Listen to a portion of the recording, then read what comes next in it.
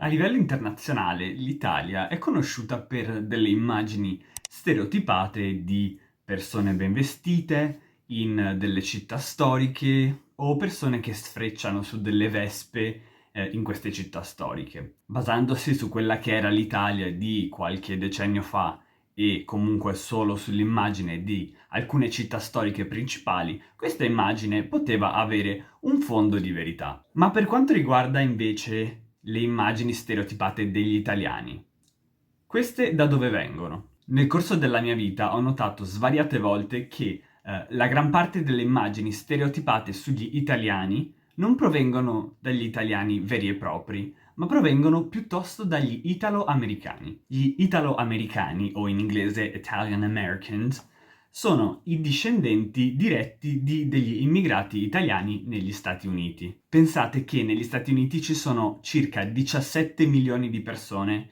di origine italiana, il che significa una quantità di persone che è uguale a quasi un terzo della popolazione della stessa Italia. L'Italia ha circa 60 milioni di abitanti, in caso non lo sapeste. Prima di tutto vorrei puntualizzare una cosa.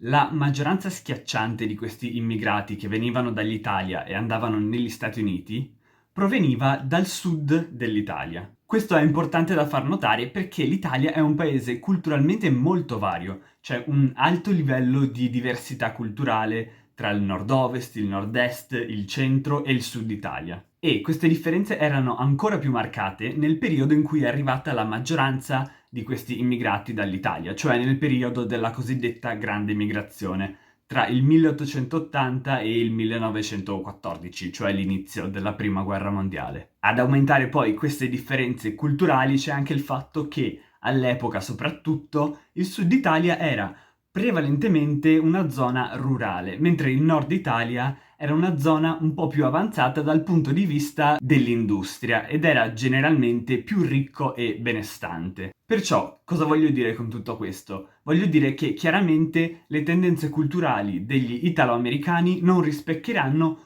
tutti gli italiani. E alla fine, francamente, penso non rispecchino neanche molto le abitudini culturali del sud Italia, o perlomeno non più. Quindi arriviamo al punto di questo video, cominciamo a parlare veramente di questi italo-americani. Come dicevo, spesso gli stereotipi associati agli italiani in realtà corrispondono più agli italo-americani, e questo è dovuto probabilmente alla popolarizzazione dell'immagine degli italo-americani nel cinema hollywoodiano. Ovviamente la produzione cinematografica statunitense hollywoodiana non conosce bene la cultura degli italiani in Italia, conosce solo la cultura degli italo-americani, come è normale che sia. E ovviamente il cinema americano è molto più popolare a livello internazionale del cinema italiano. Ma avete mai provato a chiedere a un italiano se, secondo lui, uno statunitense di origine italiana possa considerarsi effettivamente italiano?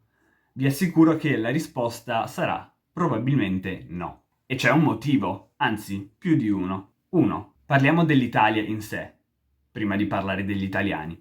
L'Italia come paese è cambiata moltissimo dal periodo della Grande Migrazione. Abbiamo attraversato la Prima Guerra Mondiale, la Grande Depressione, la Seconda Guerra Mondiale, il ventennio del fascismo e siamo passati dall'essere una monarchia all'essere una repubblica con una bellissima Costituzione. Inoltre abbiamo perso alcuni territori e ne abbiamo annessi degli altri nuovi. Anche gli italiani stessi sono cambiati moltissimo. È cambiata la nostra cultura, è cambiata la nostra mentalità, è cambiato il livello di coesione, di unità a livello nazionale, è cambiato il nostro livello di istruzione ed è cambiata addirittura la lingua che parliamo. È molto probabile che la stragrande maggioranza degli immigrati che sono arrivati nel periodo della grande migrazione l'italiano non lo parlassero neanche. Erano quasi tutti dialettofoni e non italofoni. O, se parlavano italiano, lo parlavano a stento. 2. Gli italo-americani stessi hanno sviluppato una cultura propria, una cultura diversa dalla nostra. Hanno vissuto sotto leggi diverse, sono andati in scuole diverse, parlano una lingua diversa, leggono libri diversi, guardano programmi televisivi diversi. Insomma, a tutti gli effetti, gli italo-americani sono molto più americani che italiani. Dal punto di vista della cultura, delle abitudini, della mentalità, della lingua. Hanno persino inventato dei piatti che un italiano non si sognerebbe mai di chiamare cucina italiana. ma che erroneamente a livello internazionale sono considerati addirittura dei simboli della cucina italiana.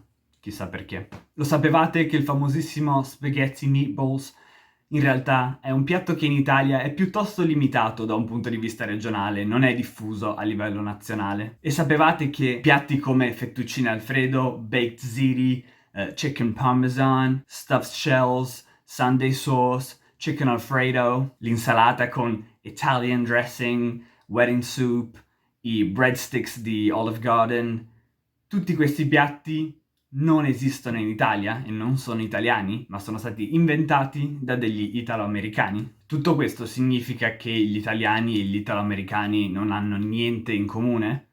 Certo che no. Ci accomuna in primis un grandissimo amore per l'Italia. Nonostante le differenze, anche la cucina italiana e la cucina italo-americana si assomigliano per tanti aspetti, in particolare per gli ingredienti di base, cioè pasta, pomodoro e formaggio e olio d'oliva. Ci assomigliamo poi un po' d'aspetto, ci assomigliamo a volte anche per carattere e modo di porci. Ma detto questo, ci sono anche tante cose che accomunano greci e italiani o spagnoli e italiani.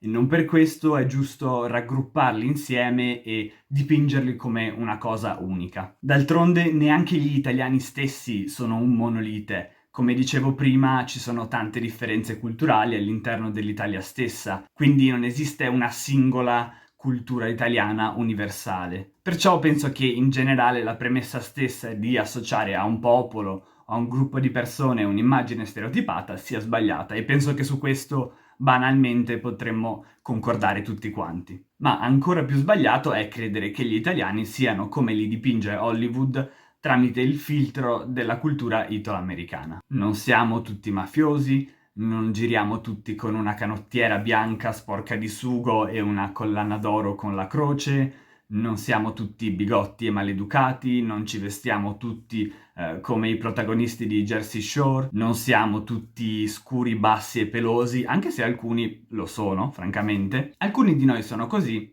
ma la gran parte no. Addirittura pensate, mi è capitato di conoscere degli americani che si stupivano del fatto che gli italiani non parlassero inglese con l'accento che nella loro testa è l'accento italiano, cioè quello degli italo-americani che vivono negli stati di New York e New Jersey principalmente. In conclusione, se siete italo-americani non sentitevi attaccati da questo video, per me era solo un modo di chiarire la realtà delle cose. Se volete imparare l'italiano, magari per riconnettervi alle vostre origini, alle vostre radici italiane, sappiate che siete i benvenuti e che tutti gli italiani saranno felicissimi di aiutarvi nel vostro percorso e apprezzeranno tantissimo il vostro tentativo di conoscere la vera Italia tramite la sua lingua. Bene, per questo video è tutto. Spero che vi sia piaciuto e che vi sia stato utile. Se sì, mettete mi piace e iscrivetevi al canale. Prima di concludere completamente il video, volevo dirvi che ho aggiunto delle novità al mio Patreon. Andate a vedere se c'è qualcosa che vi interessa e nel caso iscrivetevi. Sappiate che il vostro supporto sia morale sia finanziario è importantissimo per me e oltre ai vantaggi che offre il mio Patreon avrete sempre i vostri nomi a lato alla fine di ogni mio video. Ciao a tutti!